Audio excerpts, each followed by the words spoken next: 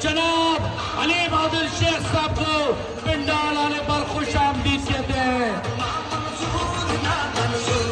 तो नाज़रीन, लगता है ऐसा है कि पीटीआई दोबारा से एहतजाज के लिए जा रही है, दोबारा से आवाम को मोबिलाइज किया जा रहा है, मोटिवेट किया जा रहा है। और इस सिलसिले कड़ी में हम देख रहे हैं कि कन्वेंशन का अब सिलसिला बाज़ाब्ता तौर पर शुरू कर दिया गया है। ऐसे में सिंध जाग रहा है, कराची जाग रहा है और हलीम आदिल शेख ने हमेशा की तरह कराची में अवामी राब्ता मुहिम का आगाज़ कर दिया है। इस सिलसिले में कुरंगी में एक बड़ा कन्वेंशन मुनक़्क़द किया गया था, लेकिन इस कन्वेंशन को आगाज़ होने से पहले ही पुलिस की रवायती फस्तायत, बर्बरियत और यजीदियत का सामना करना पड़ा। वहाँ पर पुलिस ने क्रैकडाउन किया, धावा बोला, लेकिन ये शाम गए हुआ और उसके बाद जब आवाम को मालूम पड़ा कि पुलिस ने वहाँ पर क्रैकडाउन किया है, तो फिर इर्द गिर्द के इलाकों से पीटीआई के वर्कर्स, सपोर्टर्स के हमरा आम आवाम भी पंडाल पहुँच गए।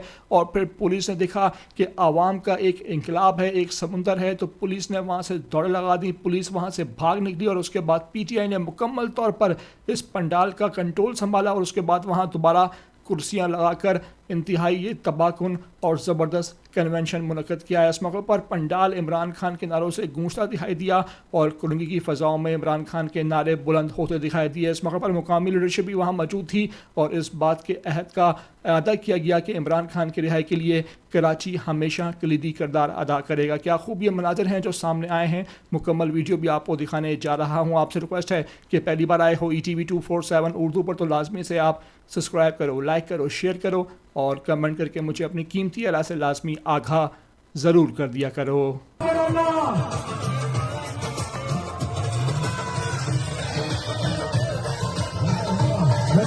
जनाब अली बहादुर शेख साहब को पिंडाल आने पर खुश आमदीद कहते हैं।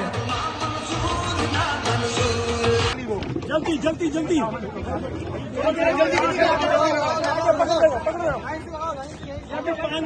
इधर नहीं लगाओ ना, आगे आगे करके लगाओ, यहाँ से वो कुर्सियाँ निकालिए ना, फिर जगह ही नहीं बचेगी।